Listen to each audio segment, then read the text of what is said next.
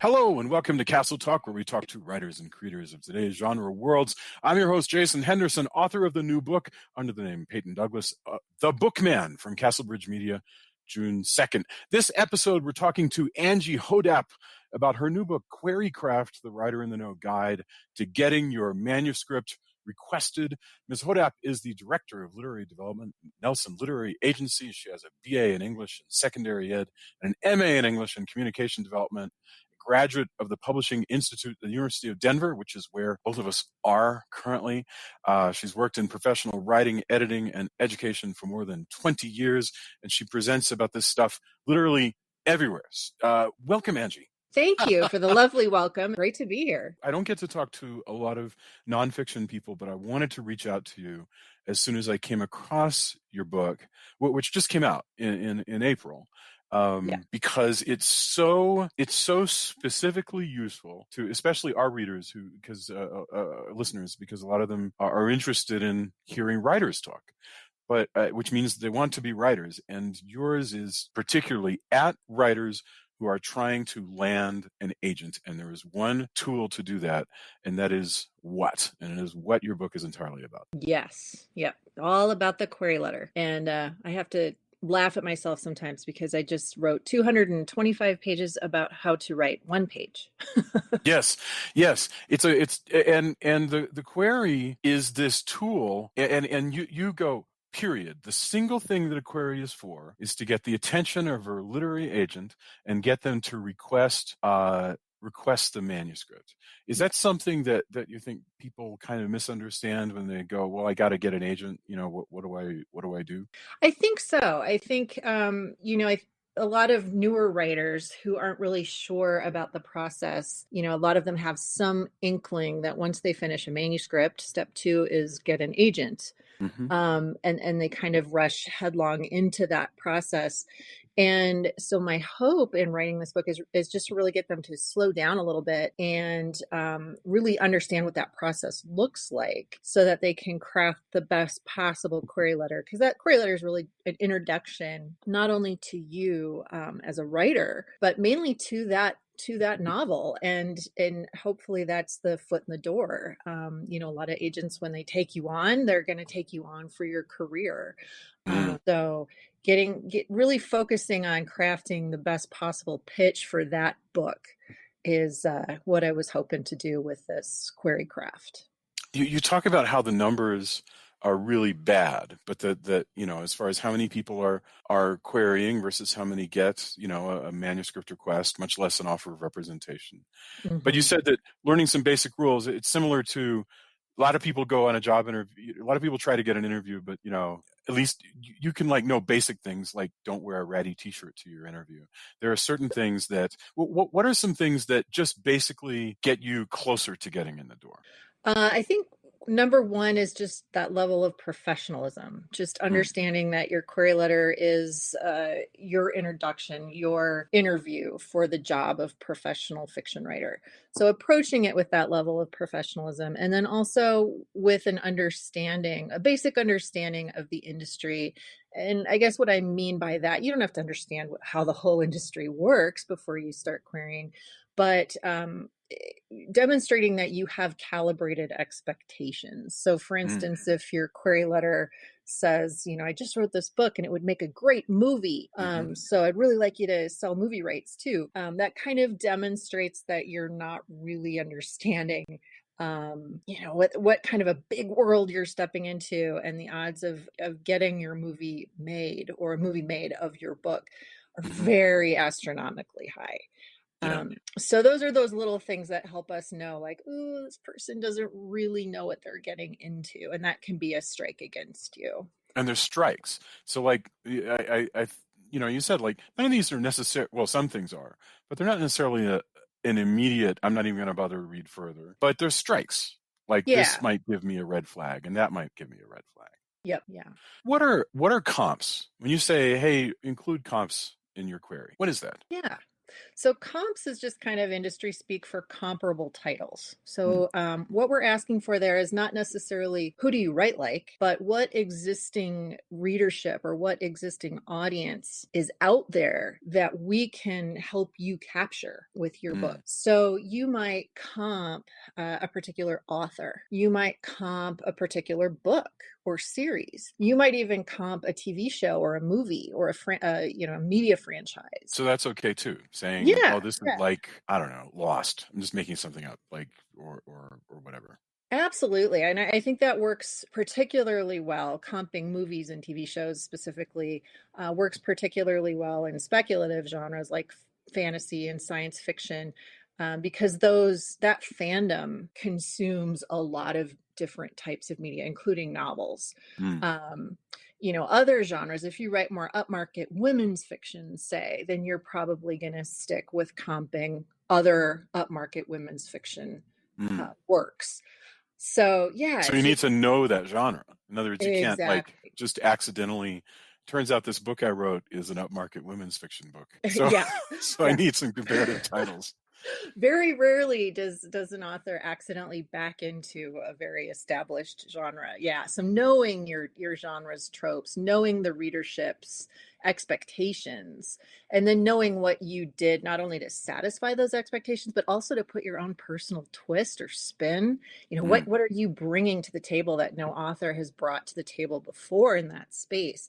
Those are very important things to know and then to highlight in your query letter. You have this great comment where you said that speculative fiction, which is to say anything that anything that is not like the physical world that we're in, so anything from witches to wizards to, magical realism. You said it's like curry. Like basically any element of speculative fiction that goes in here makes it into a speculative fiction book. You Yeah. can't, you can't science fiction a book that has science fiction elements. Yeah, and that's kind of unfortunate. And what I was speaking to there really is reader tastes. So Mm, a mystery writer, or I'm sorry, a mystery reader is very unlikely to cross over into anything with a speculative oh, right. taste, little twist to it. So readers, you hear it a lot, readers saying, well, I don't read that stupid dragons and lasers crap. Right? They're very particular. They know what they like. And the funny thing is a lot of them, maybe have read some things and don't understand that, oh, that would be considered speculative. Mm, They like Star Trek, right? right. Because that's canon, but they would never pick up a book that had a spaceship on the cover. How So that it's interesting. really difficult to get readers to cross over from their established genres. So yeah, that's another thing for aspiring readers or writers to understand. Let me ask you something. If you're a writer and you have several projects, I can ask this question in two ways. One scenario is I'm a writer with several projects already completed, but a very small number of people will fit into that. I'm a writer and I have several projects I'm thinking of completing. Got a couple chapters on each one. And I'm talking to you, an agent, long before I pitch you. Is it useful for a writer to ask, hey, what should I avoid now? Like what's saturated in the market? I shouldn't be writing that. Or does it even matter because it takes so long to write and sell a book that there's no point in even thinking about trends? Does it matter? It doesn't, I guess. It's always hard to predict what will matter because I think anytime you have that opportunity to have a conversation about, what do you think is valuable? I have these 5 ideas. I have these 5, first 20,000 words of novels, and I don't know which road to go down. Mm-hmm. Um, I think it's always useful to kind of hear an agent's or an industry insider's perspective on what they think would sell at that moment. The caveat, of course, being at that moment. So if the Yeah, it needs to manuscript land is on your desk on Monday, right. right? If you want to sell it right now, yeah. Exactly. And not even industry insiders know what the next big thing is going to be. We all kind of have a hazy idea. It's out there on the other side of the fog somewhere, and then all of a sudden, boom, there it is, and now it's too late to chase that trend, or is it? Well, I mean, yeah, I mean, like, let's say that I do middle grade books. So let's say that I just watched The Girl on a Train. Somehow I'm like 2 years Mm. after everybody, and I go, oh my gosh, wow, these like I don't know, unreliable narrator female in danger stories are cool. I could write one of these, but that trend has been going for 10 years now. I mean, I might be extremely inspired to do that as a writer. Sure. I'm just not sure if it would be worth.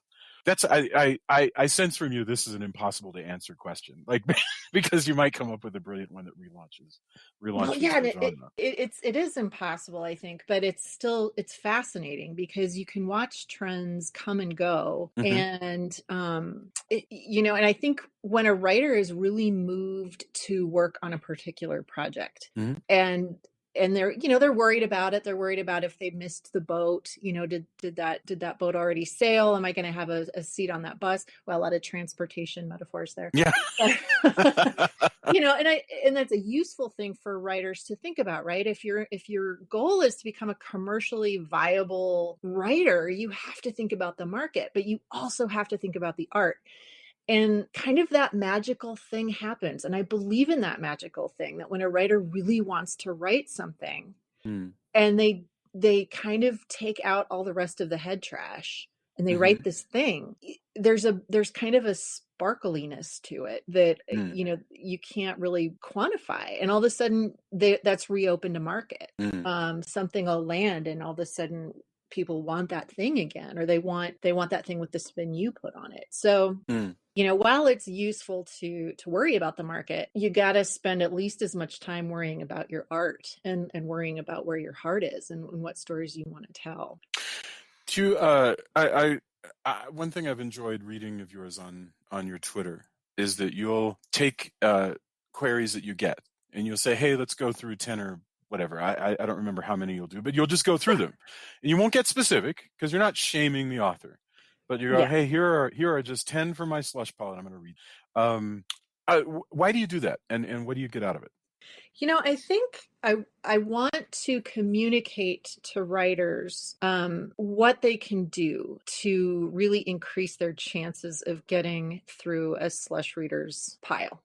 To getting, from me, a slush writer or slush reader, to the agent's desk. Like, how do you get moved up the ladder? And I think I see so many of the same mistakes getting made over and over and over again. And I just want to put all writers in the same room. Yeah. and really share, like, yes, word count matters and here's why. Yes, genre matters and here's why. Yes, rules exist, but they can be broken and here's why. Seeing those same kind of.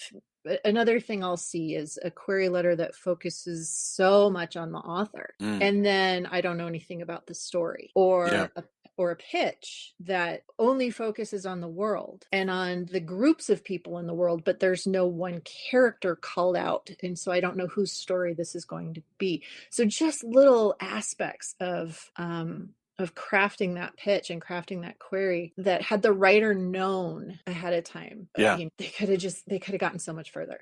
It's so funny because it sounds like there are the mistakes that can be made based on, what I might even call just being too much in your own head, where you're just literally forgetting to put in some things and overdoing other things, versus just bad ideas. And you list a couple of just terrible ideas, including your major turnoffs that I caught in your book were dissing other books, and coming across as like arrogant. And you had one more sentence, and then I'd like you to respond to this. You go, sometimes rejection can seep into the tone and phrasing. And you said, have a friend read your letter for tone.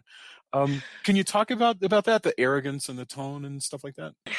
Yeah, and that's something that I even do when I'm writing up a letter of an editorial letter for one of our clients. I will always run it by the agent first to check me for tone. Am I communicating this in a way that's balanced, in a way that's encouraging, while still addressing the things that need to happen with this manuscript? So what I'm encouraging writers to do with their query letter is kind of along those lines. And it also comes from just talking to a lot of writers at a lot of events. You can tell if a writer has become jaded because they've just been rejected so many times, and it hurts, and I get it, and it's hard. It's a brutal and beautiful industry. And I think sometimes I can tell when I'm reading a query letter that this is a writer who's just exhausted. And they're so worn down by rejection that it's almost like they don't want to try anymore. Yeah. So yeah, just making sure the tone is still one of professionalism, one of optimism, and getting out any kind of personal dirty laundry. I'll see that in query letters sometimes too, where it'll actually open with, hey, you're the 400th query letter I've sent out for this book. You're probably going to reject me too, but here goes. Wow. That reminds me, there was a Tim Conway skit like that on, like in the 60s in Carol Burnett, where he's like a beaten down salesman. Oh my gosh. I Like, don't think I saw that one. You probably don't want this anyway, but anyway, go ahead. Yeah. Oh, that makes me sad. It hurts my heart. Yeah, it is sad. And I think writers either kind of go who are experiencing that either go down one of two paths. They're either very sad, or they become very preemptively defensive. Yeah, and that can come through in tone as well. Answer something for me that I literally don't. I don't know the answer to this question at all, because I've literally heard conflicting evidence. Your agents do traditional work. You're an agent, so you're going to be shopping books to traditional houses. Your Macmillans, your HarperCollins, whatever. And somebody comes to you and they've self-published in the past. Mm-hmm. Is it a negative, a positive, or doesn't matter? In other words, if they've self-published, should they hide it from you? Should they not mention it? And I've heard people say, "Oh yeah, totally mention it." In fact, you can even shop around titles that you've self-published. I've heard other agents say, "No, titles that are self-published in the past are dead. Only come to me with new stuff." And others say, "I don't want to hear about any of that." And what's the truth? Yeah, well, and I'm so glad you asked me for the truth. No, I can't speak, of course, for everybody. And I should clarify quickly that I myself am not an agent. I've been with Nelson Agency for going on 10 years now, but I don't take on clients. So Sure. I'm submissions and in-house editorial. And I think that so when I joined the agency back almost 10 years ago, there was a growing stigma. Self-publishing was just starting to take off. Traditional publishers, you mentioned HarperCollins, Macmillan, the big five. It was the big six back then, because that was before Penguin and Random House merged. Right. They didn't even really know how to approach the electronic book market. They were all kind of trying to figure that out at that point too. And there was definitely a huge stigma against independently published or self-published authors. And that stigma, in my opinion, has really waned. I always encourage writers who have self-published to mention that. If it's something that you're proud of, if it's a project you're excited to share with this prospective agent, by all means say, I'm the author of a self-published trilogy that did, reasonably well. And now I have something new. And you did mention that. So we do want you to approach us with a new project. So yeah, it's really hard to relaunch something for a self-published author. So it's best, at least from our perspective, if you approach us with something new. But the stigma, I think, is really gone. Yes, the self-publishing market is still saturated. It's still a very mixed bag as far as the quality of the writing and the quality of the story that you're going to get. You just don't know. But there's some just amazing, wonderful authors who are self-publishing. And a lot of authors are hybrid. Yeah. They're writing for the traditional market and they're self-publishing. And their readers don't care. They just want the stories. I've talked to writers working with HarperCollins especially, where they'll self-publish a book and then Harper will buy the second one, weirdly enough, so that you've got, they're continuing a series that started out as a self-publishing, especially since HarperCollins now has that. I haven't talked to any editors about this, but they now have a strictly ebook line. Okay. Yeah. which I find fascinating.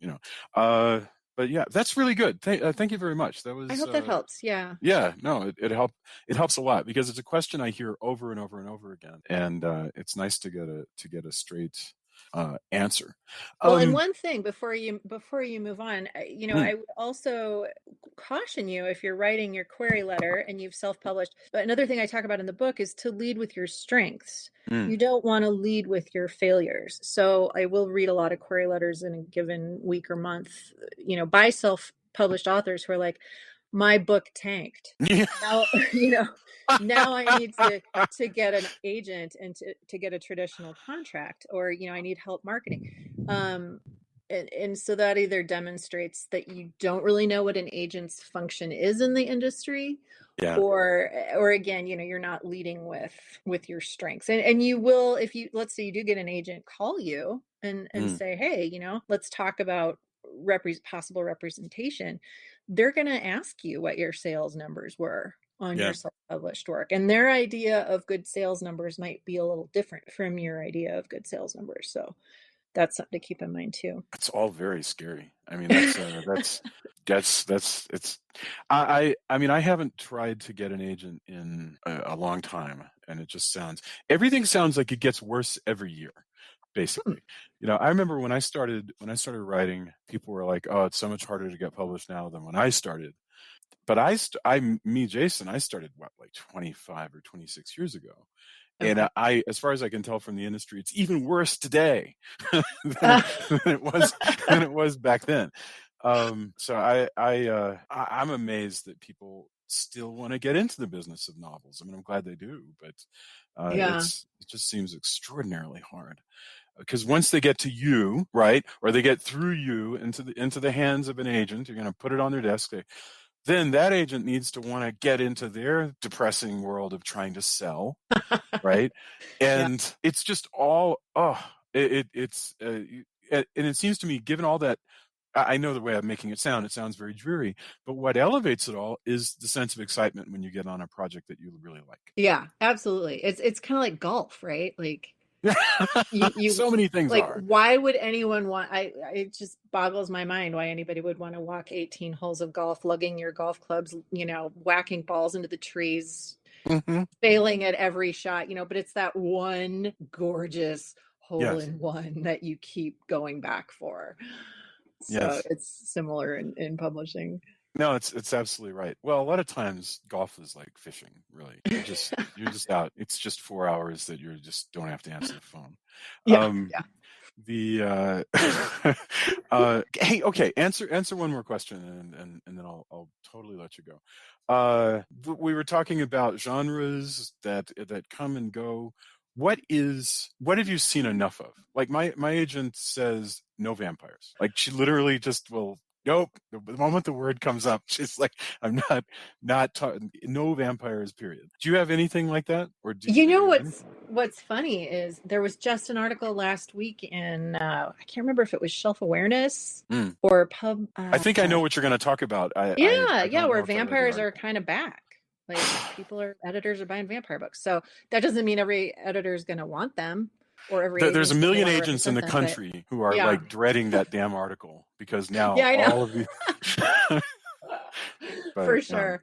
I think right now, a couple of things. So YA fantasy still really, really lucrative if you can land a contract in that space, but it's so, so, so saturated. So it's Mm, really hard. A lot of the queries that I see for YA fantasy are very derivative. Like we've mm, seen all of this before. mm-hmm, So if you're in the YA fantasy space, really, really, really focus on coming up with that unique hook that just hasn't been done yet. mm, So that space is saturated right now. Of course, an article in Pub Weekly Publishers Weekly just came out about we don't really want to read about dystopias right now, yeah. because we're kind of in one. So that Oh, can be tough. interesting. Yeah. Yeah. Yeah. So we're seeing a lot of coronavirus queries right now. Like people went into lockdown in late March, Yeah. and they wrote a novel and now they're querying it. Yeah. Um, And those are probably not ready to be seen because they were written really fast. In March and April. Yeah. Yeah. But yeah, we're not in a space where we can really look back on what we're going through now and have something well-rounded and intelligent to say about this era. Mm-hmm. So that's a challenge. So yeah, I'm kind of tired of seeing those. But anything else, I like to think that I'm a pretty open-minded reader when I'm reading queries. I'm open-minded about any genre. I'll even get queries for genres that none of our agents represent. But if it's a really cool hook, I'm still going to pass that on to our team and be like, yeah, I don't know if any one of you want to like take this any further, but what a cool hook. Like that totally had me sitting forward in my seat. And, that's how Kristen, my boss, ended up with Josh Mallerman as a client. Mm-hmm. She read Bird Box. She has no interest in horror or didn't at the time, never thought she'd represent it. Right. Read that manuscript and was just blown away. Yeah. And so there's always that room to surprise us and to be surprised. And that's kind of my favorite part of this whole thing. Well, what I like is this is very positive advice, because I think a lot of the times on agent Twitter, people do ask me, hey, I want to start trying to find an agent, and I'll say, you should check out agent Twitter, but go in, ready, because some of it can be like eyebrow singeing rough, but I don't find your book to be that way. I mean, it's not good. like, it's not darkly cynical. It's not. You did my tone check. Yes. I mean, and I understand, by the way, why agent Twitter, which, by the way, I'm sorry, using that phrase, it's like just literary agents on Twitter talking about queries they get.